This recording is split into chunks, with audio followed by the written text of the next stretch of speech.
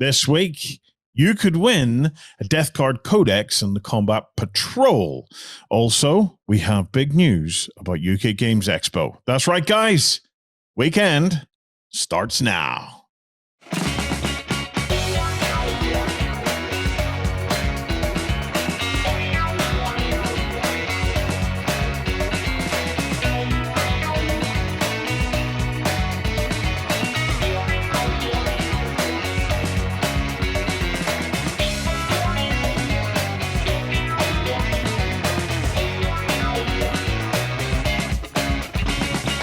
Guys, and welcome to the Weekender. Right, to be in with a chance of winning the competition this week, all you have to do is remember to be subscribed to the channel, like this video, post a comment below for one from which we'll pick at random. We'll check if you're subscribed and so on. And do us a favor, give the video a share. Send it to someone who you think may be interested in a bit of miniatures madness this weekend.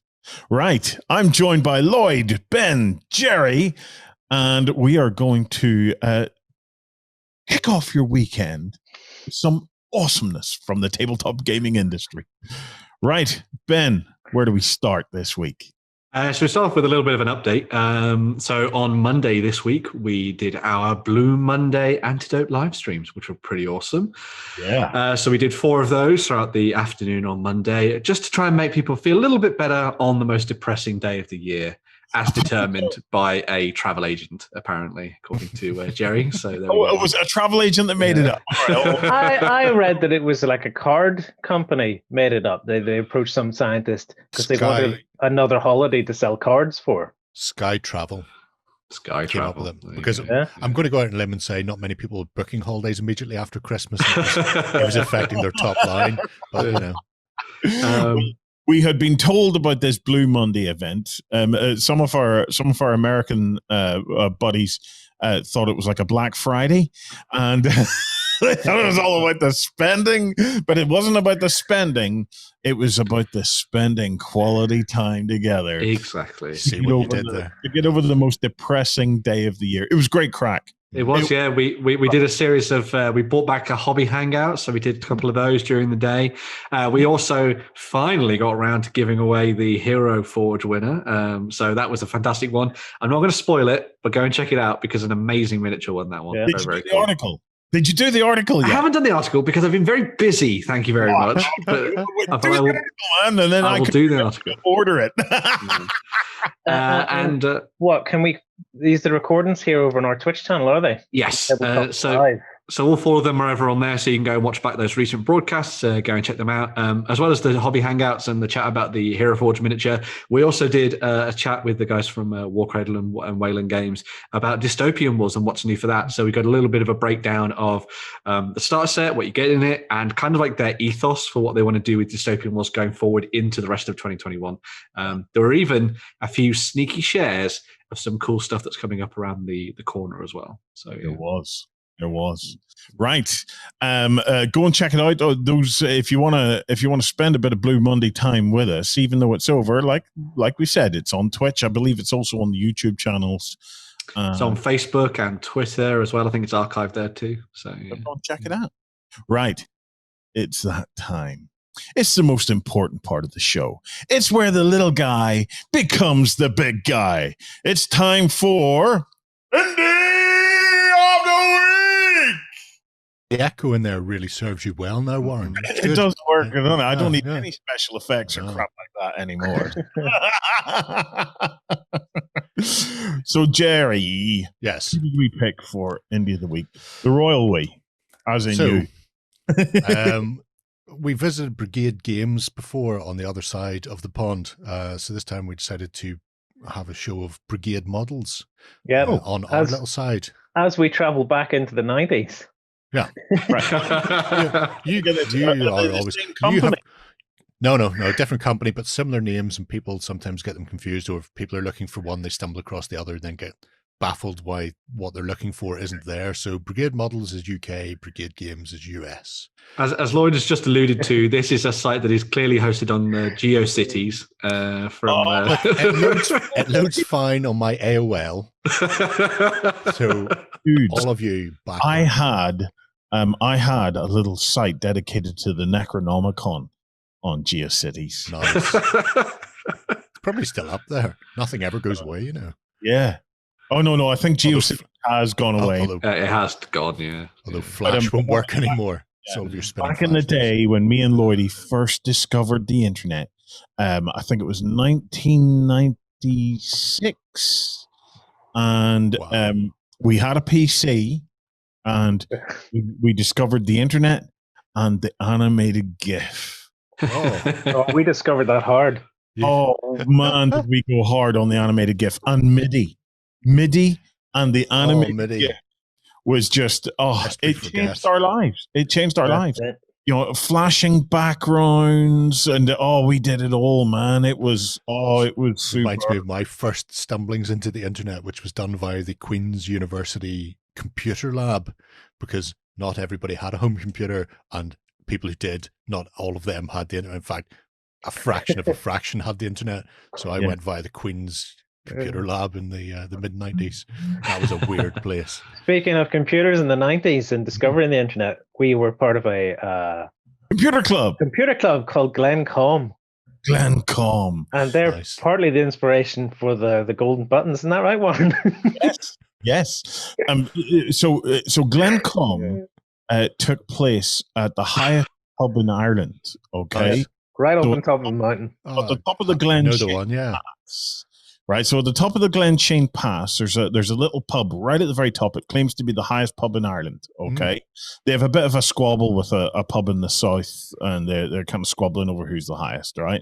But we always got high up there, so it counts for me. So we would go up to Glencom, and basically what it was a bunch of old fogies and a handful of us young bucks that were just into computers. And it was a place where we could just talk computers. So it was like a forum, but in real life. Wow. They might say a forum, as it was in the ancient days. So we would talk about programming. Back then it was like the really early days of BASIC. Visual BASIC was just on the horizon, I think, at the time. We'd talk about modems. Me and Lloyd got our first modem of 14.4 kilobytes per second. Rocking it. You swanks, you dudes. 14.4 kilobytes per second. Right. We were ICQ. I think was our oh my god, chat of choice at the time. And yes, never mind the rest of the show. Let's just reminisce. So Glencom, the Glen Chain Pass Computer Club, had this thing where they would award golden buttons to websites, right? And websites like I don't know if this will be a blast for the past for some, Andy's Art. So Andy's Art was a guy, Andy, who did little animated gifs of cool things dripping through pipes and all that kind of stuff, like really cool animated gifs. And Andy's Art got one, and other local companies and stuff like that got one. And me and Lloyd had just kicked off in web design, and we never got one. Outrageous. We never got one. And then we decided whenever Beasts of War and OnTableTop kicked off, at that point when we were going to do community awards, we said we're going to do golden buttons. We're going to make sure people get golden buttons. We might never have won one, but we can bloody well give them away. That's why you were so adverse to me calling them golden badges. Then I guess. Yes. That was why golden button, and that's it. And me and Lloyd, we never got one. But we have enjoyed immensely giving out golden buttons. We knew with some animated gifts of yows being dug out of the snow for the old crusties in the pub. It. And if you feel inspired, go ahead and make some projects and try and win one. Mm-hmm. Yes, yeah, do. That's true, especially if you're planning on painting a lot of pics in 28mm. Having real difficulties finding decent pictures of Picts. Anyway, that's neither here nor there. Anyway, back to Brigade Models. Brigade, yes. So now, here's a warning both to the community at large watching this and to Lloyd in particular. This site is massive. Let's see. You are not allowed to go click, click, click. And it's so massive, in fact. Click, click, click. It's so massive, in fact, I've been limited to only 2 sections out of the dozen or so they have. Because, yes, it may look a bit old, but that's fine. Old is good. Old is comfortable. Lloyd, please. He's immediately clicked. Of course he is. This goes from 2 mil to 28 mil. Because this could end up being a double parter. Yeah. Okay. We could revisit this. We could very easily revisit this. Yeah. So they do in the main sci-fi and fantasy. And now that could also be steampunky in places, depending on the scale. They do have one set of historic models, which we're not going to be looking at today. But if you are looking for Great War Belgians, like a niche of a niche, you'll find them in here. And it's not a small listing. If you want to play First World War Belgians, you will be able to field them man for man, I think, to an extent in here. The entire population of Belgium. We have the entire force that fought in 1914. They're on there, but in between here, I've gone in and I've decided we should have a look at 2 in particular, and the first one is the Celtos range. So people who know Kev Adams from Hassle Free, who's a prolific sculptor. He got his start with sculpting the Celtos range, and in the past we've done bits and bobs on various sort of mythological war games, and people, there's a few people who often go, why have we not seen one based on Irish myth? And there is one based on Irish myth, and it's this. So it's a 28 mil fantasy range, which is broken down into 5 factions. Come on, first faction. Yeah, so the she is their interpretation of elves. Oh. Now, if while we're here, so if you have a look at the very first on the list, Nuada's Silverhand is a good place to start. It gives you an idea of what you're going to be looking at. They're in the main one-piece metal casts.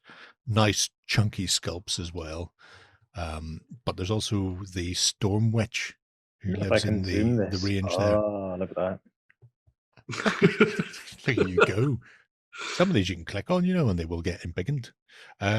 Scroll me down a bit until you find the Storm Witch. There we go. Mid. Oh, yeah. And it's an interesting concept because even though it's based on Celtic myth, there's a very distinct, defined idea behind the Celtos range. And I really like the Storm Witch, not just because she's summoning a storm via a massive horn there, but I really like the bearded axe that has actually been sculpted to look like a wing. That is very cool. You've got this wind theme just before she cleaves your head in twain. There are a host of miniatures in here. Can you go back to not the Celtos range, but the first page for the Celtos? As you can see, this is an old site, which Lloyd loves to bits. So when you're going in there, you don't have any images.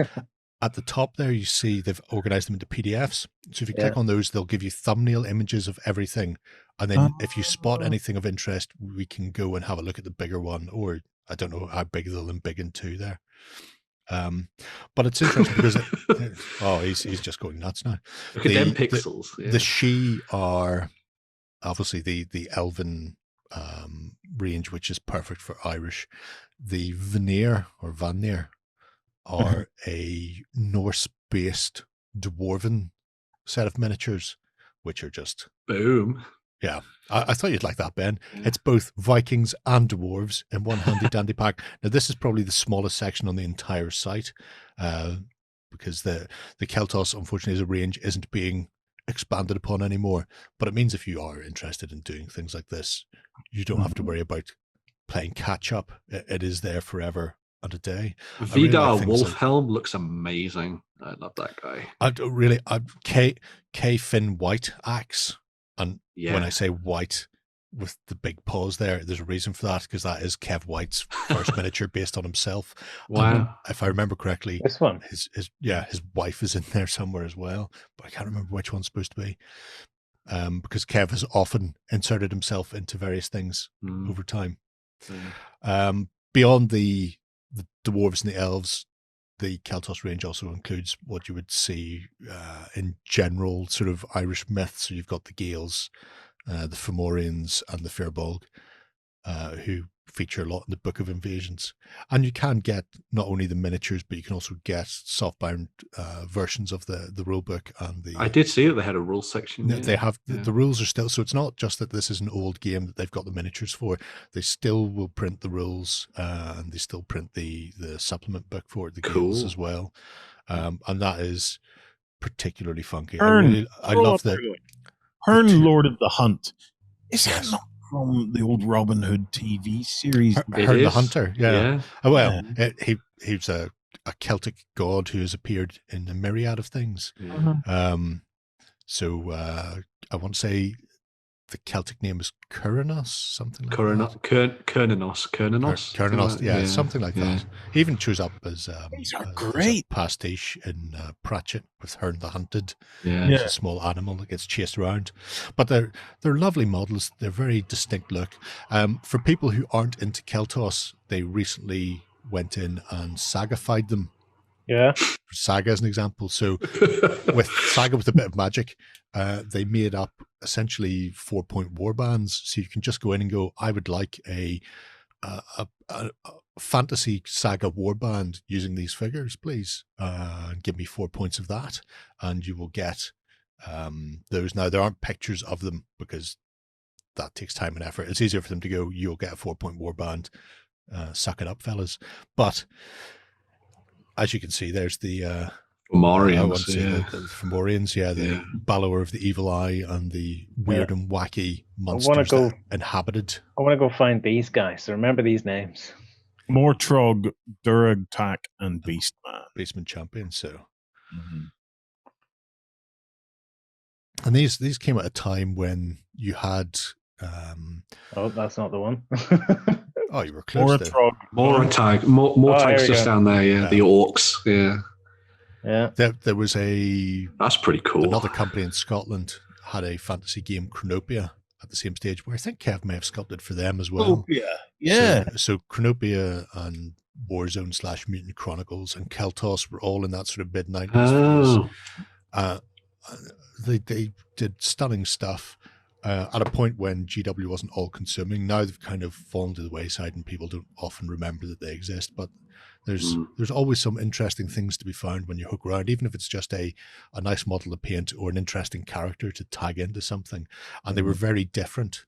Chronopia would be a great one. If at one stage Prince August in Ireland was still selling the Chronopia line, they're not anymore. Where do you want me to be? Is there a page for this Chronopia stuff? Or No. It's a different kettle of fish. They're just reminiscing. We may come back to that because they had swamp goblins mounted on mosquitoes, and this is the sort of thing. There's Kurdinos as well. There where he is the special, the dead version of the live guy. So this is the, I suppose, undead, when you look at it. But so Celtos. Oh man, beautiful blast and past, and really nice, awesome, really nice, chunky, meaty sculpts. Which I just adore, and I know you're a fan of the one pieces, Lloyds, because you don't have to then do any complicated cleanup or build. Some great skelly bobs in there. Yeah. Where's the Skelly? Skelly is with the zombie blood cauldron. If you open that one, I know you haven't seen that on the picture, but open my zombie bloods 2 down. There we go. Because I really like that cauldron. There's a cauldron Irish myth where dead warriors would be thrown into it, and then it would be revitalized and reborn anew. And this is that cauldron. So here we have, in this case, it's spilling forth zombies rather than actual living warriors. And I think that's divine. Because I am like that. But Skelly's not covered in bat wings, Lloyd. Huh? Yeah, I like that. What are we talking here? It's just 28 mil stuff, is it? This is all 28 mil. Yeah. Is it all metal then as well? It is all metal to a greater extent. Oh, you found one that doesn't have a picture. Oh, hey, look at that. If you buy them and then take a picture and send it to them, they won't know how to upload that picture. Well, it's funny you should say that. We'll talk about that in the XLBS. Buying things without actually knowing what they are. Say it is a blast in the past. But moving away from Celtos, as much as that pains me. What's next? The other one is the Spaceships line. Now, this is not the only spaceships line in here, because they have Iron Stars as well, and they also have a steampunky one called Aeronef. Yes, they do. Specifically the spaceships, because in February, A Billion Suns is coming out, and I've been getting big into that. Now, I have ships. I don't need ships, but they do have some interesting bits and pieces in here that I did need, which is why I was lurking on this site recently. So where are we? You're currently looking at rule books. Well, I can look at any of these sections. Oh, you can look at any of these sections. Well, we'll start with the space the stations. Welsh Star League. Oh, the Welsh Star League. Oh, yeah. As you can see, they are not shy about having factions. And the factions obviously fit into their game world. We'll try here. There you go. Aren't you lucky? I went here because Mike, like he did with Gaslands, with A Billion Suns, he's having interstellar merchants. So they're not official ranges, but they are unofficially official. Brigade Starship range is one of them. And it was very handy because you required jump gates. Regardless of what game you're playing in A Billion Suns, some form of jump gate is needed. And they do them in the... Where do we find them? Go to accessories. Because I picked up both the jump gates and the satellite packs, which are just really cute. I mean, you're not seeing a huge amount in them because they are, at the end of the day, like that ring that Obi-Wan attaches to a starfighter. Where am I looking? You've opened accessories, haven't you? Yeah. Where are we? Oh no, go to space stations. See, you're clicking on everything now. Yeah, there we are. Stop. There we are. Satellites and jump gates. Oh yeah. The asteroid defenses are little bits that you can stick to foil, or what's that stuff you like using? Lava rock. Yeah. Lava rock. You can. So they are little nodule upgrades that you would stick to your asteroids. But I really love the satellites and the. Those are cool. Yeah. Oh yeah. Because A Billion Suns isn't played on one board; it's played on multiple boards, and you can jump your fleet between them to reinforce and fight. And the big space station is gorgeous. Although I have Babylon 5, so I'll be using B5. Just saying. Kerbal Space Station. I don't know. Different. Yeah. These look like they've been photographed by Hubble. There's nothing wrong with those photographs. Like a million miles from Earth. And just like Hubble, they are super sharp. I don't know what your issue is. Your eyes are clearly wrong. But if you're after a fleet for A Billion Suns, then there are multiple ships in here. This would be more my style here. Yeah, those are cool. Yeah, I mean they look. That's the British. And the beauty of these is, are these metal or resin? Or these are mostly metal. So the big space station we've seen with the central dome, globe, and ring is a resin kit. I say resin kit. I think it's more or less one piece, but these are metal. So a couple of pieces go together, and you're good to go. Oh, I like that one with the Leviathan. The thing I like about these as well is that they're, I mean, there may be more that are sleek and that kind of thing, but I like that they look like more industrial sci-fi style ships that you would imagine people would actually send into space, kind of thing. Yeah. And there's a well fleshed out fleet of them here too. Yeah. I mean, you may not got pictures for everyone, but all of the ranges are well fleshed out. No, I'm not just talking about the spaceships. I'm talking about across the site. If you go into one of the other games, you will find that there's dozens of ranges, and each range has dozens of entries because they've been working on these for years. And there's a reason Brigade has kept going for 30 years, 40, I don't know, at least since the 90s. And it's because they do quality miniatures, and they just keep adding and adding and adding to the ranges across the That's really awesome. Yeah. Americans. Oh, the Americans are a beautiful fleet as well. If I didn't already have fleets, I would certainly have looked at these fleets. Wow. And I may still revisit them because I may need just some other people. They've got a very... Someone's overcompensating with the American fleet. It's they're all fine. I like... the carrier is particularly good. I like that they've actually done the little section where the ships fly into, and it's hollowed out. That's else cool. are they going to go? Do they just get scooped up by a ram? No. No, That's they've got awesome. a landing deck. It's a proper carrier in space. Cool. I'm just clicking. It's just Yeah, of course you're just clicking. It was only a matter of time before you went off book.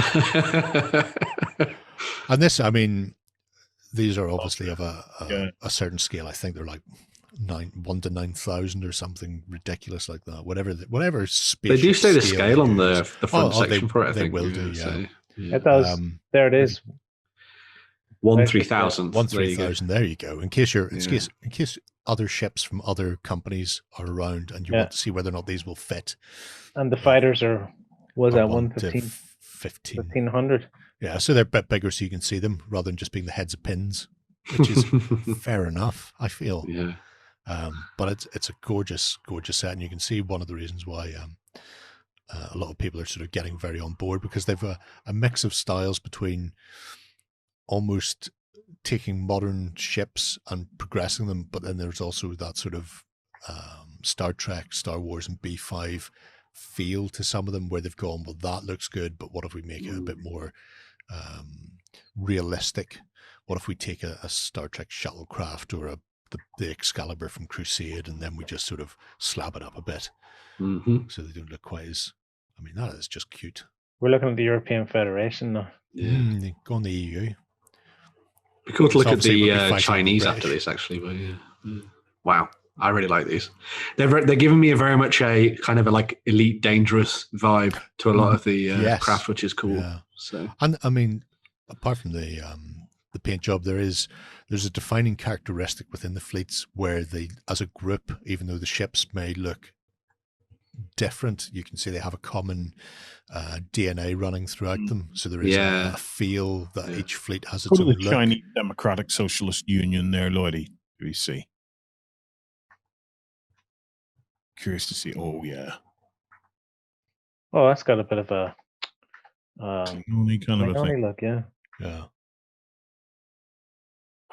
See what I mean? Where they have that feel that they've come from sci-fi, but then go back to a more realistic sci-fi. I imagine you're going to see an awful lot of these come sort of February, March time. I think so, yeah. Once A Billion Suns launches, because I think that's awesome. I think it's going to be a big game, relatively speaking. Right. There is one last piece I want to see before we flee from here. Okay. Yeah. Now, there are blogs that link from here, and there are also various pages that link to sites where, like A Billion Suns, they do stuff for games that are connected and sort of semi-official. But the most important thing they do is when they have to go in and cast stuff up, because Brigade is their second job, essentially. It's a part-time thing they do as a hobby. And so when they have to go into the middle of nowhere in the freezing cold and cast a load of miniatures for grubby gamers like ourselves, they like to bring cakes with them. And over the years, they've started to rate these cakes, and then devoted a whole page to the cake rating. Rate the cakes! A whole page! They know gamers like their sweet goods when playing, and so they've decided to let people know. So here you can see various cakes, and you can click into the cake page to see what they say about the cakes and how they rate on the cake rating. So there's the refresher cupcakes. Refresher cupcakes. So there you go. 7 out of 10 cakes. 6 heavily iced cupcakes, 3 pink, 3 yellow. And a light, fluffy, box. sickly, and sweet. A good sugar smells fix. like a tube of refresher. Lots of sugar. See? And this, I think, out of a lot more websites could actually up their game by having some form of, maybe not cake, but maybe, some savory snacks. Maybe somebody could review crisps. As a community, we Justin's need weekly sausage review. that type of thing, yeah, exactly. After dark. What the hell are we rating games for? We could be rating food. Rating cakes. Here's our next golden button Kipling's, in the future. Let's see. Yes.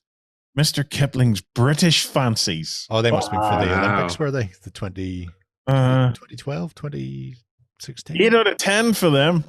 10 there you go. The Kipling cakes. So that is a snapshot, a fraction of what Brigade Models has to offer.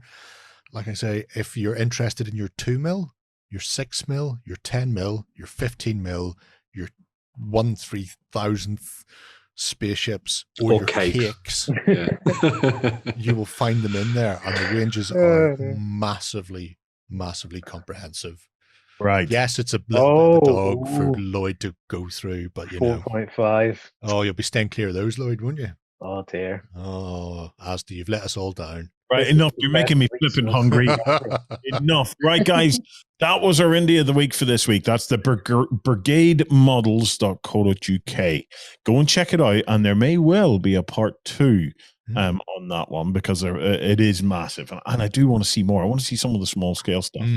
Right. Ben, Jerry are going to get a chance now to sit down with Richard and Tony from UK Games Expo as we find out what's happening with the UK's biggest convention. Did you win one of our prizes? Find out on our prize claim center over at OnTableTop.com. Here we list all our previous prizes and those who have won. If you see your username, fill out the form to claim your prize. All prizes must be claimed within 30 days. Today I'm joined by Ben and the gorgeous Richard and Tony from UK Games Expo to talk about their plans for 2021. Hello, gentlemen. How's it going? I just wanted to check something there. Is it the gorgeous Richard and Tony? No. It's all encompassing. It's been lockdown. I know I'm slipping. So how's it going for you? It's been a trying year for everybody, especially when it comes to conventions and exhibitions. So it's been a little bit on the cusp, I think. Yes, we have been living, as they say, in interesting times. So we're still here. We're still alive. We're still kicking.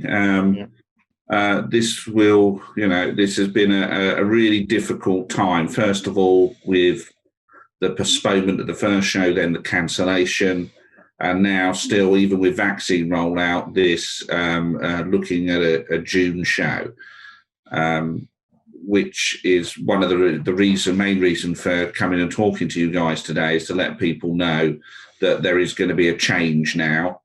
And because of the pandemic, and although the vaccine rollout is going very well and appears to be steaming ahead, we felt that the odds of being able to run a show in June were shortening quite a lot. We don't want to run a show that puts people at risk. But we have now secured new date lines from the NEC, which was a surprise to us because we had asked multiple times and there was never any room. But we went back with just one more time, and they've given us a new date line. So we are going to be postponing this year's show to July 30th to the 1st of August. So that will be rerunning from the July 30th to the 1st of August, giving us an extra full 2 months for those vaccines to take effect, for the R number to drop, and to give us a possibility of running a show for the first time now, nearly, 2 years? It's strange how things pan out. And I suppose from the point of view of keeping everybody safe, that 8-week sort of window that you've got now just helps things along, because if there are any slippages as far as the sort of government rollout goes, then you've got breathing room, because having it in June, and I think the vaccine plan was due to end in June, so if there was any sort of slight upsets there, it would have just cut into your time. There's not much flex there. Yes, and of course, you need time to put things together as well. So it's no good if Boris says on the Friday before the show, you can go. Quickly phoning everybody. It's that ability to be able to plan ahead, which a lot of people need, particularly the exhibitors, but ourselves as well, and also visitors. And with the June dateline, we were going to have to be making a decision, yay or nay, essentially in March, which could be too early. Probably too early, isn't it? But giving ourselves that extra 8 weeks gives us a chance to see changes that will give us an opportunity to perhaps run at the end of July. That's our hope, that allows that. And I think our responses that we've had so far from the sponsors and the exhibitors has been positive. That does increase the chances from their point of view of being able to attend. I should give a shout out. I can't remember who the name was, but somebody on Facebook said, "Can't you just move the show?" And I did reply saying, well, these things are normally planned up to 3 years in advance, and so it's not possible, really. But I remember going away from that and think, I'll just ask one more time. Yes, up from such things. So could you give us like a little sort of a brief overview of the shape of the show as you see it right now, sort of what form it might take? We have halls. We don't have the hall one this coming year. We have managed to get ourselves crowbarred, however, into halls 2 and 3. Bits and pieces of the Plaza and the Toot Suite that people might remember, and some parts of the Hilton is yet to be determined, and the outside spaces as well. So it'll be a bit of a different shape to what people are used to, and 22 will be back to our 3 halls. But we're thinking that'll give us enough capacity and space to do what we want to do this year. And there's an awful lot of planning to come up to see exactly what's going to go in there. But the core of the show, the important parts will be, which is all about gaming, will be there. And more details will come in weeks and months to come. Yes, and the shape of the show will be different in that we are planning 2 versions of the show at the moment. We thought planning one version wasn't complicated enough. No, let's do 2. We were more on the Catan end of a board game, and now we're moving more towards sort of Gloomhaven arms end of the spectrum. Stomach ulcers won't grow themselves, you need to sprinkle in the stress. So literally I have my famous maps over. I have a full version of the show and a socially distanced show. Right. And we will wait and see what is possible. But those socially distance is all about safety, isn't it? So if we in a scenario where we can't have as many people and they've all got to be a lot more spaced out, is it still possible for us to get together? And there are the rules and regulations and things we've looked at carefully, and we believe we can deliver a safe socially distant show within the confines of what will be permitted. But we're still going to wait and see what's permitted, because that's evolving all the time. Yeah. We will announce the details. Now gamers will be great. So yes. Isn't that the dream? Yes. Here's a question you may not be able to answer now, because I know you're only contacting the likes of the exhibitors, but a lot of people who tuned into the virtual expo tuned in from around the world. They stated they wouldn't normally be able to get to UKGE. And they were quite happy with what was on offer there. Is that something that you think that the exhibitors will possibly want to continue with, or do you think that'll be a reset back to just being there on the day kind of thing? I think what discussions we've had, and the difficulty is, it takes quite a lot of staff to run a virtual thing. I mean, you guys probably know better than anyone.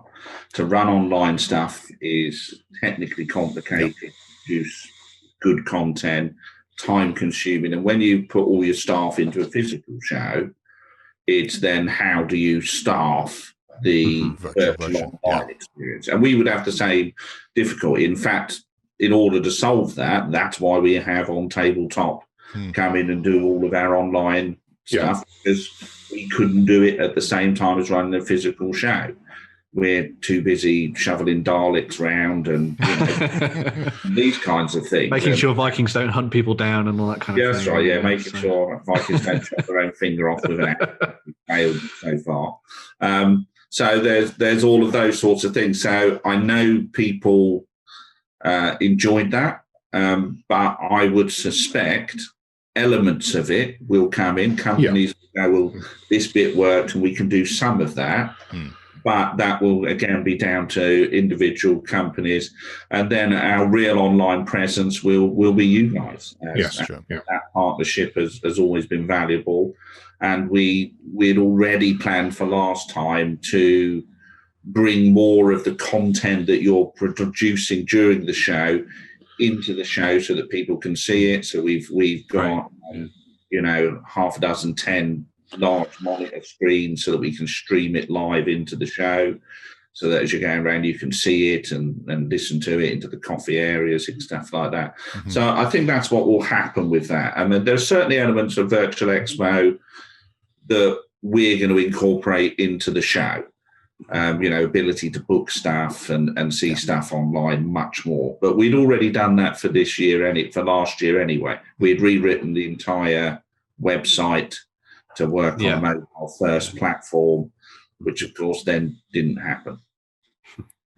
So on some of the other sort of key points that a lot of visitors will need to know, sort of things about sort of accommodation and ticketing and that kind of thing, sort of what's your sort of outlook on that right now? With accommodation, we're talking to the hotels. The information will come out on our accommodation page in fairly soon, the next couple of weeks or so. The bottom line is they'll be looking at what to do with people's bookings. Right. And there will be new links and all that stuff to get your new bookings done on that site fairly quickly. So the best thing is to check the accommodation page out, and that will give you that information. The one key bit of information is, as we've said the last couple of times that we postponed and all this sort of thing, is whatever you do, get cancelable rooms, because this is a very uncertain time. Don't book anything you can't cancel. We'd love to run the show. We're doing everything we can to run the show. We can't guarantee a show at this time. So don't book accommodation you then can't get your money back on. Yeah. Please check that, double check it, and make sure that you're not in a position where you've spent a whole load of accommodation money you can't get back. Right. Yeah. So in terms of ticketing, we have a certain number of people who rolled tickets over. Nobody. I have received the odd thing where people are saying, "Did I get event ticket money back?" If you booked anything for an event last year, you've had a refund. You just need to check around about the 16th of Feb, when we refunded all of the events at that point, when we knew we couldn't run in June. If you kept your tickets rolled over, it doesn't matter what the price of the ticket is for this show, your ticket is valid. So if you've got a 3-day ticket, it's a 3-day ticket if you rolled it over.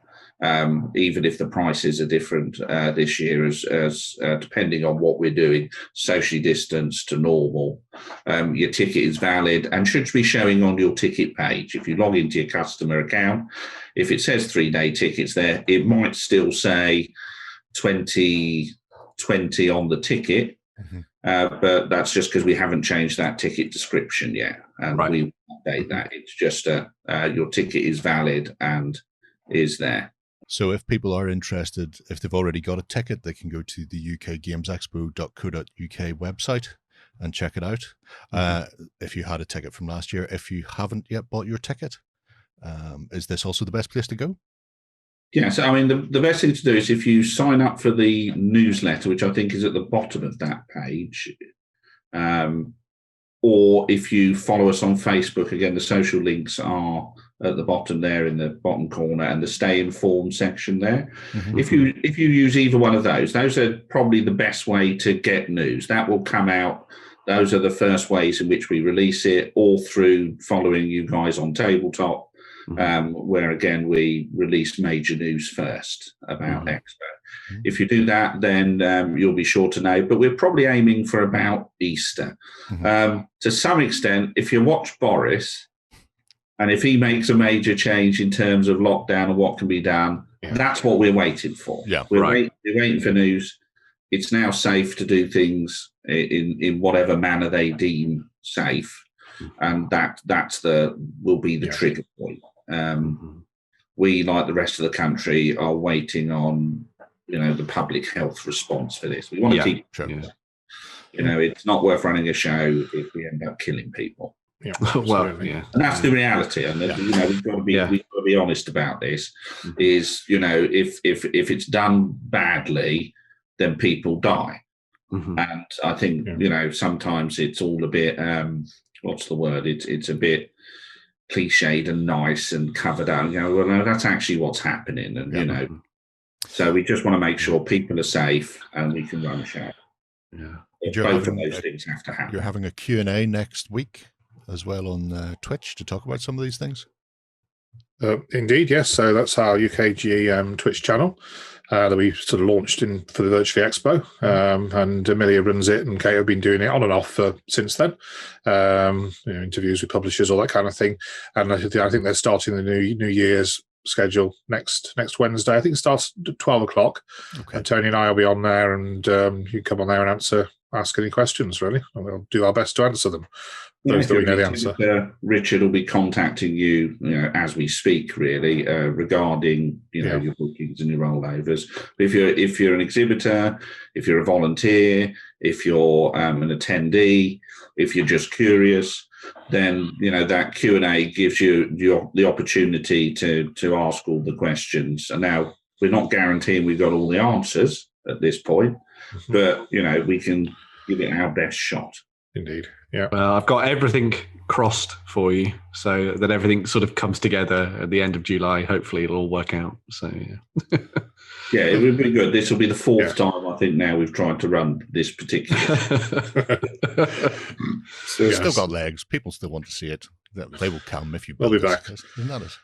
Yes. Well, gentlemen, it's a pleasure speaking to you as always. If anybody has any questions that we haven't covered and you can't make it to the Twitch stream next week, if you want to pop them down below, I'll keep an eye on the chat and try and pass them across to Tony and Richard to try and get you an answer eventually. We may not have it immediately, but we'll get you an answer eventually. So until then, thank you very much, gentlemen. Thank you very much. Keep safe.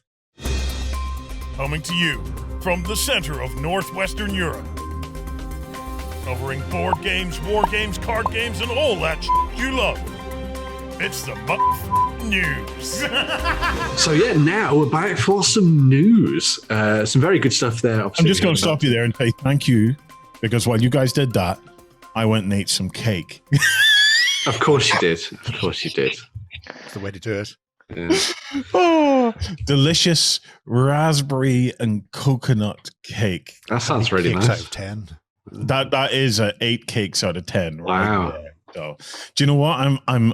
I'm coming around to this idea of like cake off, in part of as the show, It's going to become a new segment. That's the Here, as a community, do you fancy sending us cake and we'll review cake and so on? So it's self-addressed envelopes. We'll send them out. And I wonder if we could make tiny little base cakes, and you stick your men into them, and as you lose them, you eat their bases. That'd be cool. What is that? Who's the? I'm being chased by the cops. That's the Ben getting swatted live on the weekend. The Doppler effect, even a Doppler effect. Right. Okay, Ben, tell us the news. Yes. So we dive into the news with some stuff for Warhammer Age of Sigmar, because earlier this week were some leaks that came out from Games Workshop for some new models that are going to be previewed in more detail this weekend for their first Warhammer preview of 2021. But we got to get our look at some new stuff for the Lumineth Realm-lords, who ride into battle not on dinosaurs, not on kangaroos, but on these creatures, these elegant beasts called tree runners. They're kangaroos. They're kangaroos. This is now the unit that's going to be called the Riders. Yeah, exactly. Would they not be a Dinaroo? Dinaroo, yeah. Because they do have a little bit of the kind of, I cannot remember the name of the dinosaur that has a sail on the back of its head, and I'm sure some people will remind me in the comments, but they do remind me of those. These are the Hurakan Windchargers. I get the naming convention. Very good. Fantastic, yeah. But this is going to be a new mounted cavalry unit that can be used with the Lumineth Realm-lords, alongside, obviously, we've seen some horses and stuff in the past. They hop, yes. The great thing about kangaroos as cavalry is they can only ever go forward, because kangaroos can't travel in reverse. Clearly they don't hop, though. They run more like an ostrich based on the way the legs they bound go. forth like, as we were saying, like dinosaurs. So, is that it? Your kanga stretches. Kanga stretches, yeah. But these are just some of the new miniatures that were previewed, because they also showed off a new character model that wasn't included in this. Wait. Go back. Look, there's an elephant in the room here. Forget about the kangaroo. There is an elephant in the room. Go back to that last image, Lloyd. Not that one. The one with the multiples. That's it there. Right. No, look, the elephant in the room here is, could this be the faction that Games Workshop is actually trolling the planet with it, right? Are they actually, this could be just pure trolling, right? Yeah. Because these guys started out with cows. They have a big dude that has mountains on his shoulders. That's a cow. They have these dudes that are hopping around on kangaroos, but carrying a pennant banner with a fox on it. Right? So basically what I'm trying to say is it makes no fucking sense. It makes no sense whatsoever. I can't get a sense of what this faction is supposed to be. The helmets are ridiculous. I would definitely pare back the helmets again, like we've talked about with most of the Lumineth thing, and turn them into the regular conical ones. I don't mind it so much on the Venari Lord Regent, which is this miniature here. I think overall this miniature just feels a little bit better. I like the style. I like the style of it. I like the motion they've got into it. I think the pose on the rider is really quite nice. The helmet's not too over the top. The beast is yet unnamed, but looks kind of cool as well. Is it a four-legged kangaroo? So yes. It's like a kangaroo 4x4. Yeah, kangaroo crossed with a. Well, they're clearly two different species. Look, because they are different species. Yeah, the patterns and stuff are different. Yeah. Oh, it's a Tasmanian kangaroo then. Okay. Something that has actually been pointed out for these actually is that while obviously these are being done for the Lumineth Realm-lords, there's no reason you couldn't turn these into Exodite mounts and use them in a sci-fi setting for your Eldari, perhaps. You're clearly wrong. This is the best faction that Games Workshop have ever produced. Is it so unique? I just said it's trolling. Oh, it's the best. It's rolling like nothing else. I think this is now my favorite faction for Age of Sigmar. How is that? Horns. I'd probably have to cut these horns off, but everything else is amazing. I love it. For somebody as particular as you are about things, right? How is that even? It's all over the place. Like, it's amazing. Is it the best faction for you because it annoys me? I think they're genuinely unique, which is nice. So, yeah. But this kind of led us on to some more reveals that got popped out this weekend. Yeah, so there's one here, and then there's one we're going to skip into another link underneath, and then we'll come back to something in this post. But this is the new Soulblight faction for Age of Sigmar, which is, as you might imagine, vampire counts and that kind of thing. So this is the new Vampire Lord, and I'm not kidding, that's his actual title in this. Not something weird like a Soul Drain Leech Lord or something. It's Vampire Lord. That's it, right? Somebody within Games Workshop has thought, let's give them a break now. Let's give them a break. Let's get a little bit of normality back into the thing.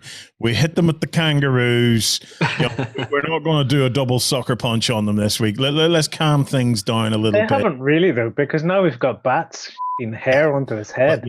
If you just throw that head away and put a different head on, that's relatively understated. It's probably the most mini understated model that you've done in a long time. I was going to say, one of the things that would be nice about this is I can imagine this scheme done in a Blood Dragon style armor. So imagine it with kind of like a claret sort of styled red armor across the model. It would be really fantastic. And obviously you've got the dragon on the shield there. So they're definitely looking back to that kind of element of the old world, which is pretty cool. This then leads me on to, there's another link that's included in the running order, which leads to another miniature that was shown off this week as well. And this is for the Soulblight when they're included as part of Warhammer Underworlds. So this is another character that was previewed here for the new Soulblight faction within that smaller scale skirmish game. So you've got Velas von Vane there, which is pretty awesome. Another pretty badass looking vampire. So it's a beautiful miniature. Yeah. That is a beautiful, beautiful miniature. Really outstanding piece of design there. Congratulations to whoever worked on that. That is incredible. Absolutely incredible. What a magnificent miniature. It is very cool. Yeah. I don't know. It's not as nice as the Who Riders.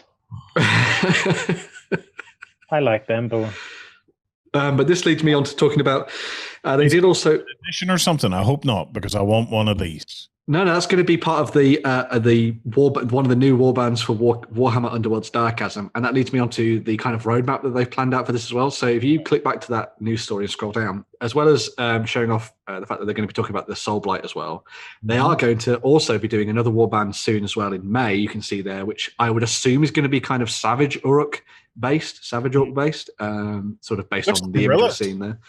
What? Sorry. Looks like gorillas. It does have a kind of like a wild primate style look to it, which is pretty interesting. Beyond that, I'm not sure. I think maybe we might get something like the Aussie Ark Bone Reapers, maybe something Elven and Chaos further down the line as well. But they're definitely continuing to create all these really nice, unique miniatures for Warhammer Underworld, which is a very good way to dive into Age of Sigmar if you've not tried it before. Clearly no Fantasy Crew then. No Fantasy Crew, unfortunately. That last one, the one in June, has that air of Wood Elf. It does look a bit Wood Elfy, yeah. Because they haven't really revisited the actual elves for. Well, they've done a lot of the stuff for the tree folk, but they haven't done the. And I imagine they're going to go in a slightly different direction in the same way they've done with the high elves there, making them rune based. So I imagine they're probably going to go more feral, I suppose. It would be interesting. They did. So I think there were the Kurnothi hunters, like not the Kurnoth hunters, but there was like the Kurnothi, which are sort of like an offshoot of them, which kind of had like centaurs and stuff in their collection. But it'd be interesting to see what they do if they sort of revisit that. This also brings me back to, as I was saying at the beginning of this segment, they're going to be doing this Warhammer preview this weekend. And they had a big sort of like infographic showing off everything they're going to be talking about on the weekend. So they included things like Warhammer 40,000, the Age of Sigmar, Warhammer Underworlds, Adeptus Titanicus, and that kind of thing. And then there's a big spot on that infographic that is a big question mark. Is this for something we have a picture for? It doesn't really matter because it's just a question mark on an image. But it's obviously started speculation as to what it's going to be. I would like it to be Warhammer the Old World. But the Old World's already been announced. But it hasn't been fully dived into and explored yet. Yeah, but why would you put a question mark on it whenever they've already done multiple articles about the Old World? We know it's coming back. I think they want to just keep it as a teaser, don't they? They want to be like, "Ooh, what are we going to talk about?" kind of thing. Battlefield Gothic. Maybe it's Kroot Wars. It's not Wars. No, Kroot Wars is slated for next month. What about Age of Vikings? Could be that. It could be the return of the Wild West game that they did. Legends of the Old West. Why not? They still use the mechanics in Middle Earth, but they would then have to pulpify it in some way, where they wouldn't just do. So let's see, right? Let's get a show of hands here, right? I'm gonna list some, and then I'm gonna get a vote from you. Okay.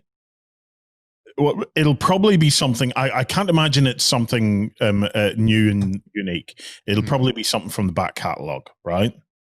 So the options as I see them: Mordheim, Battlefleet Gothic, Epic 40K. Oh, well, I would like all of those. Mordheim would be especially amazing. I think that would it would be really fun to see what they did with that, especially with the kind of the way that Warcry has sort of taken off, and kind of using those mechanics. That'd be cool. But Battlefleet Gothic would obviously make a lot of sense as well. People love Adeptus Titanicus and that kind of thing. It's an area that they currently don't have anything in. The cynic in me, deeply, deeply cynical me, says they announced the Old World just as Kings of War 3rd edition was doing their big launch, as if to go, oh, we've got one like that. You have to come back in 3 years, but we've got one. A Billion Suns is due for release next month, and is just starting to get news articles about it and reviews. And the cynic in me says that's a prime time to go, we've got one of those as well. Yeah, we've got Battlefleet Gothic on the way. It'll be a couple of years before you see it, but don't invest too deeply in somebody else's IP, because we're going to come back. So until you'd mentioned Gothic, I was pretty sure it was going to be something about the Old World, because yes, they'd said they're bringing it back, and yes, they'd shown some of the Kislevite logo stuff and the Kislevites, but they hadn't gone into any more. So potentially, I thought it may be some more detail now that they are 18 months after the initial announcement, almost. For their 3 years, so they're more or less halfway through their period before they said we'll see it. So maybe they might start to go into a bit more detail. But once you said Gothic, I thought, they're gonna try and pull some of the wind out of other people's sails. Solar sails. I'm gonna put it's hard to put that cynic away and not think Battlefield Gothic, but I'm thinking it might just be an update on Old World stuff, because it is literally, they've said nothing for ages now. Yeah. Well, we'll see. I'd be happy with that or more time. So that'd be fantastic. I think they'll revisit more time, but I think they'll keep it until the old world is out again. Rather than muddy the waters with old world is coming in a couple of years. Mm-hmm. We've got our current fantasy IP, but here's a revisit of an IP. Well, that does feed back into my kind of idea of how they would approach the old world, in that they don't set it during the reign of Cal Franz. They set it back during the reign of Magnus the Pious. Yeah. And then that means that more time can exist as an actual place. So that'd be cool. Literally drop the meteor on it. Yeah. To kick at the end of your campaign, you drop a massive rock on your board. But right. Yeah. Well, cast your vote. There's your comment for this week. Post below what you think it'll be. Yeah. Speaking of old stuff, they've got classic Lord of the Rings stuff coming, or Middle Earth. They do, yeah. So hot on the heels of last week, when everything sold out within about 3 minutes on their web store, they're going to be re-releasing a bunch of additional Middle Earth miniatures for those people that missed out the first time around. A bit like me, really. Because there were lots of things that I did manage to pick up, but so many of these sets were just too expensive for little old Ben. Little young Ben, I guess.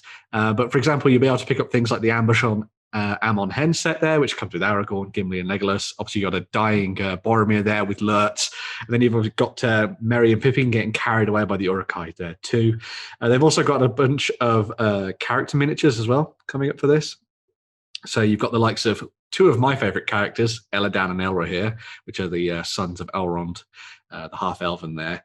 Utter badasses, and I would definitely like to pick these up more than anything, because I have Murrin and Dra, which are the two sort of like dwarven adventurers, but I'd really like to pick up Eladan and Elrohir because I think they'd be awesome sort of paired together with those two. That'd be really cool. But yeah, that's just me fanboying a little bit. But anyway, yeah.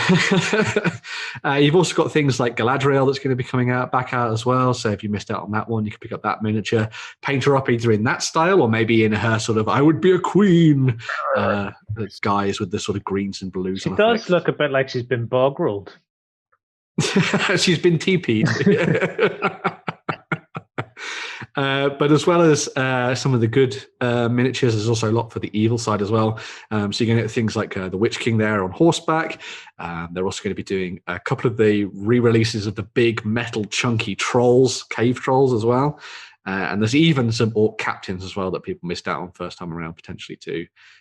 So if you're interested in picking up some of these, there's going to be a lot more than this popping up on their web store on Saturday morning. And as people have already said in the comments about this particular article as well, like you have to be quick because these do definitely sell out. And they're limited, is it? Yeah. Well, they're done as a made-to-order thing, so they're available for 1 week and then they go off again. And they may come back in the future. Probably not. So they're metals then, just like the originals. Yeah, so they're proper old school metal casts, which is pretty awesome. Sean Bean. If only he'd had a shield that he carried literally throughout the entire movie. Yeah, if only when he'd gone to go and pick up wood, he took his shield with him. Yeah. Shield, the most useless thing next to Frodo. Right. Next up, we have some Conquest news, Ben. Oh, yes, we do. Oh, my God. Yeah. So when these popped up this week, I went, by heck, those are nice. I did actually use an expletive, but I'm not Warren, so I'm not. And I'm not going to make Lloyd type on the running order. But yeah, so the release is coming up. I think it's the end of January and moving into February for the Nords are particularly spectacular. Tasty, tasty. Oh, they are tasty. Yeah. The first of these are the resin, which is an interesting thing as well. These are the resin bow chosen, right? So these, as you can see here, not the box, but these, as you can see here, it is a lovely box with some fantastic art. And the thing that's really nice about this is the miniatures look really goddamn close to the artwork. It's brilliant. Okay. And these are kind of like your elite troops that get sent by the Jarl behind enemy lines to try and stop the enemy from being able to sort of bring their forces onto the tabletop and that kind of thing. I'm fairly sure. I couldn't quite work it out when I was looking at the full collection of the sort of like the full regiment. They may be all unique individual sculpts. I couldn't quite work it out. I'm sure we can have a look at it and see. What, in this box? In this box? I think it is. I couldn't see any repeats. Yeah. But they are, I mean, that's only 4 of them. There are a lot more as well. But these are just stunning miniatures. And I genuinely think, even if you're not collecting Nords, if you like Conquest, or if you just like sort of Nordic Viking miniatures, I think these would be amazing. And I think these are perfectly placed for people who are playing First Blood, for example. If you're diving in and playing the skirmish version of the game, pick up this, and I think you'll be away for the Nords. Brilliant. That's an incredible set of models, isn't it? They really are, yeah.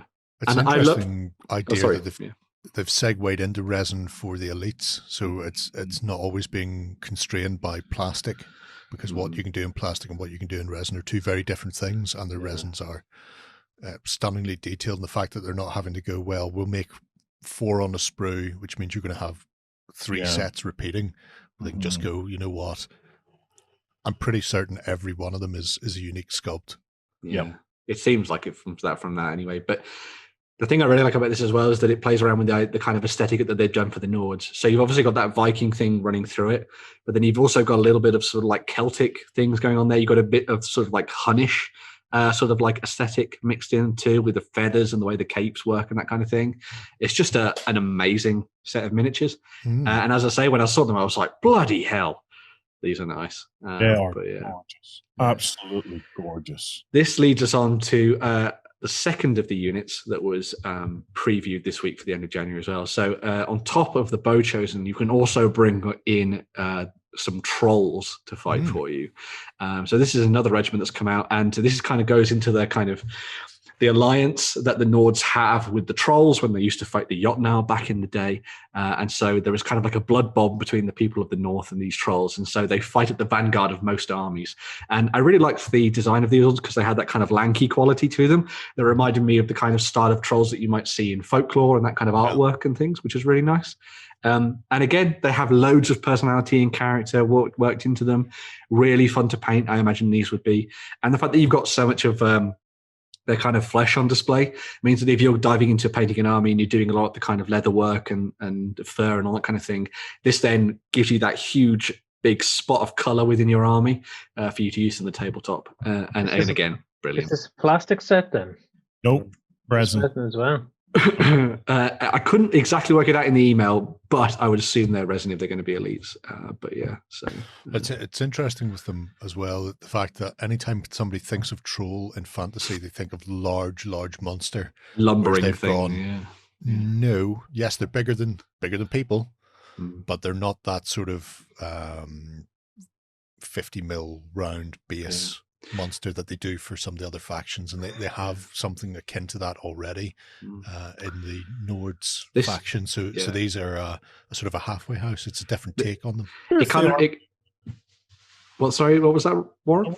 I wonder if they are plastic. You see, it didn't specify that they were resin when I looked up the details on them. He said they may be plastic because of the way that they're posed, you see. So I'm thinking this is plastic because it doesn't look quite as crisp as the other set. Yeah. But when I saw these, I was immediately drawn to the kind of design of trolls from things like World of Warcraft, where they've got that slightly more sort of gangly look to them, and it definitely works a lot more for that. So yeah, really nice additional unit there for the Nords. Finishing off for the releases at the end of the month, we've also got this Shield Biter, which is a new champion for you to include in your Nord armies, or maybe to lead your warband if you're playing First Blood. So these are their berserkers that they unleash on the tabletop. They are filled with the blood fury, and they will burst forth from your lines to destroy and rip and tear everything in front of them in true Beowulf style. But yeah, very, very awesome looking miniature there. And as Jerry pointed out to me before we started filming, he actually does have a shield, so he is a shield biter. It's not just a throwaway phrase or something. But obviously, it goes back to the idea that in a lot of the kind of artwork and stuff back in sort of Nordic culture, you saw them chewing on their shields and that kind of thing. There's chessmen. And why would they chew on their shields? Some people thought it was the whole fact that they were so enraged, going berserk, that it was almost frothing at the mouth, I think. So it may just be more of an expression rather than they were so keen to get to the enemy, they had to bite their shields to stop them just charging headlong into them. Yeah, I think one of the other, because they brought that up, and one of the other ones was the idea that shield biter may be like the bite of the sword or the axe into the shield, and the fact that it was smashing something. So that kind of ethos around it as well. But yeah, it does all go back to that kind of chess. What's next, Ben? Next up, we're heading to the world of Blacksite Studios and their sci-fi range, because they have been doing some really, really nice miniatures for those people that want to dive into playing things like cyberpunk style games on the tabletop, and also maybe something a little bit more industrial sci-fi as well. So you've got things like the colony androids and the colony prisoners that are being introduced into the range. Obviously very akin to certain franchises that you may be very familiar with. Looks like Peter Weller on the left there. Yeah. I'm so glad he's got all his limbs at this moment in time. But if you're looking for NPCs and characters to include in warbands and that kind of thing for your games, maybe diving into a little bit of role playing with those Dark Places or something from Osprey, these are really, really nice options for those. Good if you're making a warband or something, maybe for an upcoming game called Stargrave, for example. That might be a good idea. These are all in 32mm, by the way, and they're all done in high quality resin too. Also good if you want your characters to look like they've shaved their heads because of lice. Yeah, yes, of course, yeah. Very important. Yeah, very important indeed. We've also got some stuff for the kind of cyberpunk side of things. So this is the Zaibatsu civilian set, which comes with all kinds of characters that you might see wandering around the city streets as steam rises from vents and all that kind of thing, as you're hunting down replicants, perhaps. And then there's also this big old chunky boy, which is the Longhorn MK32 loader, which would be a pretty fantastic thing to drop into your games if you wanted to have some kind of like showdown with a massive mech on the tabletop. But yeah, there's I like this a lot. You could drop that into a lot of Weird World War as well. You could definitely, actually, it would work really nicely that because it's not too overly sci-fi, which is really good. But yeah, there's loads of stuff that they've been doing for this. This is wave 4 of what they've been doing. So if you're interested in looking back through a lot more of this kind of stuff inspired by sci-fi films and that kind of stuff, then make sure to go and check out their web store, because they've done 3 other waves of this for you to go and explore. And of course, they've done other things like the horror movie miniatures, things we've looked at in the past as well. So yeah.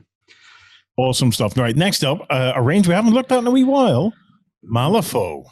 Yeah, so Malifaux is a game which I actually played quite a lot back in the edition previous to this and really, really enjoyed it. Really nice, unique game that has a very nice feel to it. Really fantastic miniatures, as has always been the case from the guys at Weird.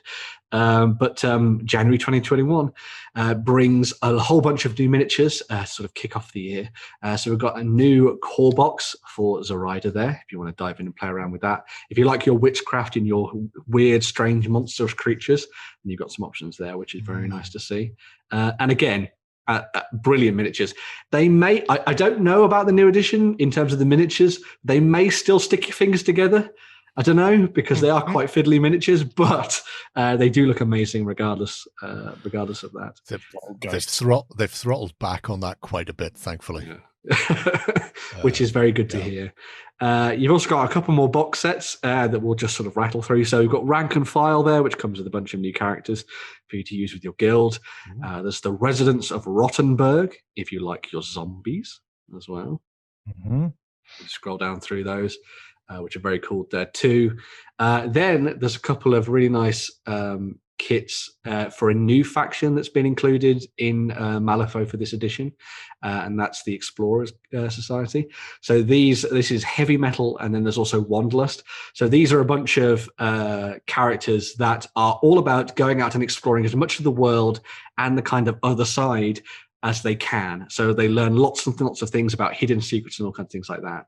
And this obviously means that they bring with them some interesting contraptions and also some funny sort of elements as well. And the Explorer Society they kind of have this sort of like veneer of, oh, we're nice and we're going to explore things and find wonderful things, but there's actually kind of like a dark side underneath them as well. And so there's some really nice stuff coming around the corner, maybe later on this year. It'll be really nice to see.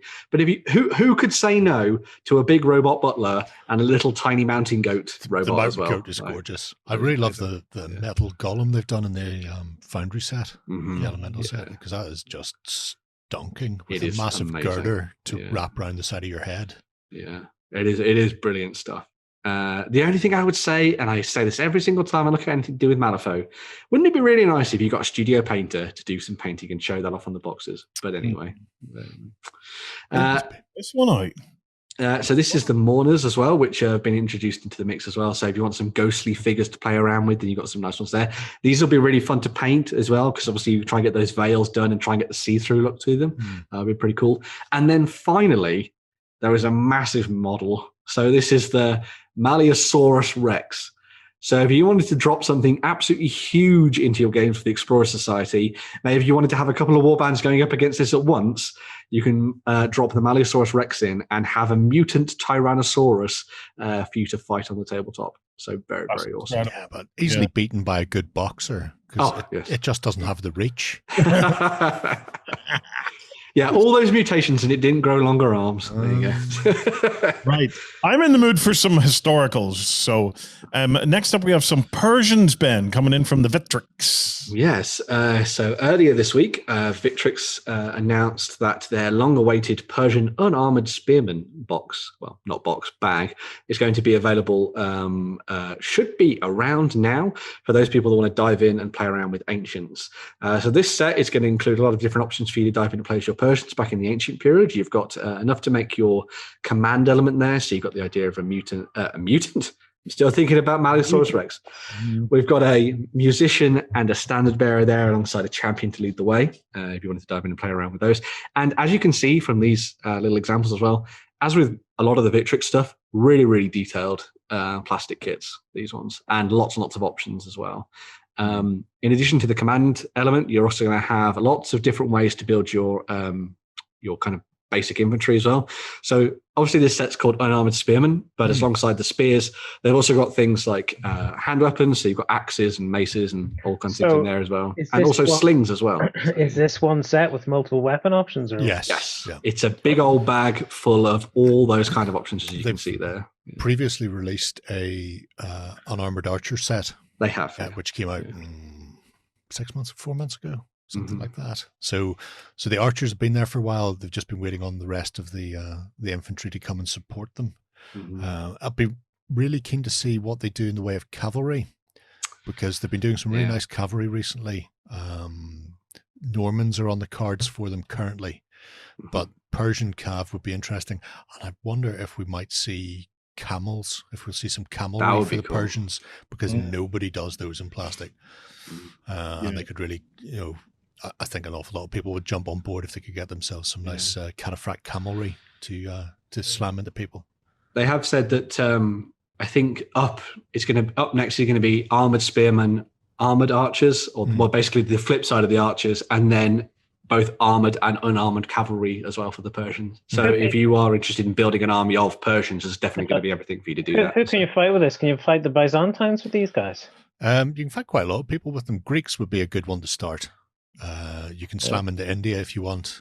The only reason I'm saying Byzantines is I know that Fireforge Games did a Kickstarter for Byzantines, and that stuff's very close to becoming out for general release, I think, as well.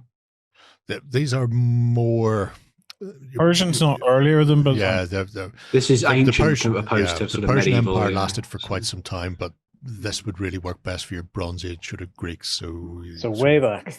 Could you fight the Egyptians with these guys? Yeah, if you want. Yeah. All of those Mediterranean states, basically. Yeah. So you could even throw them in against Phoenicians or. What was the name of the Ethiopians? Do you remember the Ethiopians that come up and ruled Egypt? Numidians. Numidians were in and around Ethiopia. So this Clash of southern Egypt. The Clash of Spears box set you gave me then, Jerry, is good for fighting these, isn't it? You could throw them in against Carthage if you wanted to. Although Carthage would be at the tail end. But it's like anything, when you've got people in peasant forces with big shields and spears, the nice thing about that sort of 400 to 500 year period in the Med is that arms and armament didn't really change massively in that time. Yeah. So they will serve a sort of broad church if you want to move them around a bit. Okay. Right. I was going to say, you'll also be very glad to hear that if you need transfers for your shields, Little Big Men is going to be doing those as well. So go and check those out. Okay.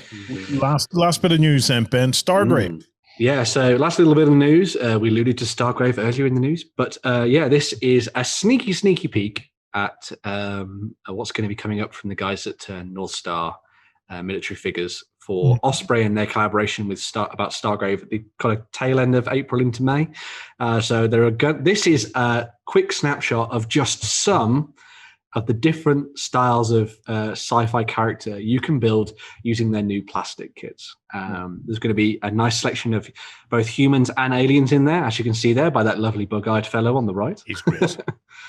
But there's going to be 3 sets in total.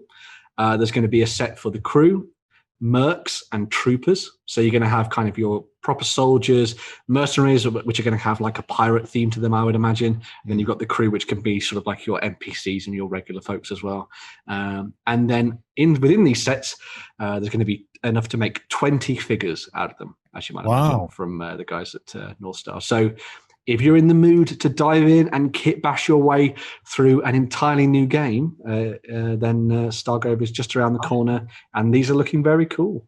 I've got to say, The Mandalorian has seriously tempted me to play Stargrave in the theme of Star Wars. And to just do up my own aliens and stuff like that, and bring my stormtroopers and stuff across, and grab the stuff from Legion and bring it in and do Stargrave, but in the vibe and the theme of Star Wars. I would imagine, as it being a sci-fi game, there will definitely be a laser sword of some description. So if you wanted to throw a Jedi in, you could probably do that. So, but the thing about it is, as the Mandalorian showed until the last couple of episodes, you don't need the Jedi. Well, no, you don't. No. You have the crack, So it's like it's a big galaxy out there. Yeah. So I'm looking forward to it, and I love little multi-faceted sets like that, where you can just do up a bunch of different kind of aliens and stuff. And obviously, because this is a North Star kit, it's going to be entirely compatible with all of the stuff that they've done before for Frostgrave. So if you want to make sort of wild tribal characters to use in your games, or maybe like the Reavers from like Firefly or something, you could easily mix together some barbarians and some of the stuff here that we're seeing here to make some cool characters. You could use like the cultist kits. Yeah, you could use the cultists as well for a weird sect and that kind of thing. I was looking at using the cultist robed characters, their main bodies, for doing some sort of something like a sort of a Jawa type thing, but not quite a Jawa thing. I think I thought building XLBS and then never did it. Well, there you go. Which you could. Right. Thank you for that, Ben. Right. Kickstarters. We book 2 a week. We have 2 slots. How did you fill them? Well, I will fill your first slot this week, Warren, with Napoleon's Imperium. Ah! What a wonderful way to fill my slot, man. Okay, show me it. Okay, so this is by Compass Games, and it is one of their freaking massive strategic war games. Okay? Right. This can be played with between 2 and 8 players, and it is an epic struggle for Europe during the time of Napoleon. One side will play, because it's a team game, one side will play as the French Imperial Alliance and their allies, obviously, and the other side will play as the British Coalition Alliance. And you will play a game that can last between, depending on the style of game you play, 4 hours and 15 hours in a massive campaign. And 15 hours. Yes. So you can either play, you can either play a sort of more focused game that doesn't last very long and it takes doesn't last very long, 4 hours, or you can play a massive 15-hour campaign that will last over maybe a weekend, for example. Right. The in terms of Compass Games' sort of collection as a whole, this is rated a 6 out of 10 in terms of complexity. So even though there's a lot of things to dive into in terms of the rules and the kind of multifaceted way in which it all works out, the core basics of it are apparently quite simple, which is good to hear, especially for 15 hours worth of gameplay. But you can win in a couple of different ways. So you can either win by claiming battle points through very strategic fights on the tabletop. So you can either win very important battles and get a victory that way, or you can fight for the control of 3 strategic capitals within Europe and win that way as well. Kind of the basics of the rules are very simple. The rulebook doesn't make it look very simple, but I'm assured that it is from reading through some of the comments and that kind of thing. You can download it here, isn't it? You can download the entire rulebook that I've downloaded. Yes, that's the full rulebook you're flicking through there. So as you can see, there's a lot of intricacies and the kind of ways that different things work with each other and the dynamics and stuff. But I would imagine this will be a lot of fun if you and some friends sat down and sort of worked through this for a weekend. It'd be very cool. You can make it even more complicated if you want to by throwing in a couple of additional rules. So they have weather tables that will affect the way that things work between turns, because a turn is an entire year. This spans over a course of 18 years, right? You can also throw in spies that can sort of work in and steal enemy secrets and divert their attention. Yeah. And there's also, and I can imagine this being quite a useful rule, movement time limits. So you can make it so that people don't spend half an hour deciding what they want to do on a turn, and instead they have to do everything as quickly as they can before their time runs out, because if you don't do something, then you've lost it for that turn. So that could be a really interesting way of playing the game. I think it'd be very cool. As you can see, go back a page, Lloyd. Sorry, yeah. It's just while we're looking at the chart for the weather, yes. I'm going to go out on a limb and say that not everybody is treated equally because there's snow there, but the snow seems to impact people who aren't Scandinavians much worse. I think the Spanish may just take to their houses whenever the snow comes in there. It's like Nordic, no artillery movement, but other people are facing other additional crips on top. So, yeah. Well, you guys know that I'm a big fan of like a gaming, when you get friends together, like making a real event of a game. If you've got a 15-hour game, a weekend game, you want to theme it. Okay. So I think, I think in terms of like food and drink and stuff like that there. So clearly what this game needs is the perfect bottle of brandy. Right? So Lloydie, I've chucked a link in there to the show notes. Right, I think I know the bottle of brandy. Yeah, Selfridges actually sell the accompanying bottle of brandy for this game. So, if Lloydie can bring that up there, it's called Louis the 13th. For my Roman numerals. So look at that. I'm aware of that one. So that's your Louis the 13th brandy that we would tipple together over the course of the weekend. It would definitely make the last, maybe say 6 hours, go very differently than the first lot. I'm telling you, man, you'd be tippling because have you seen the price? No, but I have a feeling I know without looking. Over $2,500. Wow. For that bottle of brandy. So, or we could just go for Tesco's own brand brandy. Yeah, in the plastic bottle. So when you drop it, it doesn't break. It's good. It's just as good. So this is the Kickstarter by Compass Games. A really big one if you want to dive in and you love your event games. I think this will be a great shout. Compass have done some really nice stuff over Kickstarter in the last couple of years. They've really dived in and sort of got their claws into this kind of wargaming style board game. So if you're interested in, these guys have a serious pedigree in this kind of thing. So definitely go and check it out. It's nice to see big feature. It's not just because yes, people like games that they can throw together and play in a half hour, but actually being able to sit down and go, yeah, I'm going to see if I can control Europe. Should that be a half-hour long game? No. Yeah, you need to put some thought and effort into it. And even if you're playing the 4-hour game, it's a good evening's gaming.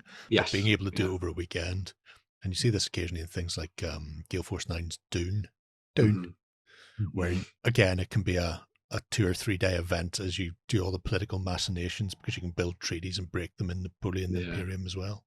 Yeah. It's the sort of thing, like if you look at that board layout, that if you and your mates got into it and you found it to be fun in the future, and you really were going to play for 15 hours, it'd be cool to make like a big display board version of that and stuff to really get into it for a weekend. Well, 12 days left on that one, guys, if you want to hop it. Okay, last one, Ben. What have we got? Tinkerhouse Games and their TinkerTurf Sci-Fi Terrain Kickstarter 2.1. Right. So this is a set of easy to assemble terrain. which is designed for 28 and 32mm gaming. So it kind of works across the entire spectrum of things pretty much right now. This is pre-printed, full color, as you can see here, terrain that is on 2mm dense cardboard. Basically, they've just described it in the thing. And it goes together very, very simply with normal white glue and that kind of thing. And it has been designed so that there's a whole bunch of different things for you to pick up and play around with to create dynamic tabletops. One of the things they talked about in the kind of design ethos for this is the idea of blockbuster movie style terrain. So it's not terrain that is just there to kind of block line of sight or something. It's there to do something different. So as well as there being really nice, interesting pieces of scattered terrain and that kind of thing, you've also got those larger pieces that you can see there, like, for example, the big radar dish tower and that kind of thing. Yeah. That give you the thing that we always talk about when it comes to games, which is verticality, and having that impressive reach going upwards as well as just spreading outwards on the tabletop as well. Yes. They've already done a Kickstarter for this once before, and it went down very well. People really enjoyed it. This new one sort of diving in and showing off a few more interesting bits and pieces for you to go and pick up for your tabletops. They've pretty much done it so that you can either pick up individual sections if you want to and sort of build on what they've already done, or you can buy entire tables worth of terrain, and they kind of mean that it'll sort of cover pretty much anything from like a 2x2 space up to like a 4x4 space, or even bigger if you wanted to go for a massive bundle of terrain like this. And as I say, they've made sure that they kind of like run the gambit of everything. So you've got your standard sort of scat terrain that you use for kind of like hunkering down behind to get cover saves and that kind of thing, all the way through to big statement pieces, which you can use as objectives and stuff on the tabletop as well. But yeah, a really nice little campaign, this one from the guys at Tinker House, that seems to be doing quite well. Satcom is lovely. I like the fact that there's two options when it comes to the actual finish. Yes. They've got the shiny and new and then the abandoned and rusted and decrepit. Is that further down the kick? I see it in the video, but here we go. Is this? I believe there's even a graphic which kind of flips between the two as well. So you can see it there, the abandoned one, a bit more rusted, and some of the panels on the Satcom or little hexagons have fallen off. It's beautiful stuff. I like that. Maglev tree. If you put a little bit of what do you call it again? What's this stuff you put? Scrimmage type planting material and stuff around the abandoned stuff would be to make it look like it's starting to be overgrown. Shrubbery. Just a little touch more and some tufts, some grass tufts, even on the tops as if birds have dropped seeds and things. But the thing that I quite like about it as well is that it's kind of very setting agnostic. So it could easily be used in a game like Necromunda, or it could be used in Infinity, or it could be used in Star Wars, or Star Trek, or Stargrave, for example, here as well. Star. Yeah. Oh, very good. Yeah. Love that. Right. 21 days left on that one, guys. So if you fancy it, get stuck in. Right. Join us on Sunday in the Cult of Games for the XLBS show. We'll be talking over hobby and some of the stuff that we've got up to. If you fancy a bit of that, come take the free trial and join us. Right, guys, thank you so much for another wonderful tour of the tabletop gaming world. And most importantly of all, thank you to you at home for watching. Have a great week of gaming. Go ahead and check out our other content on screen now. And while you're at it, why not hit subscribe and remember to ding our dong. Go on, you know you want to click it. Go on.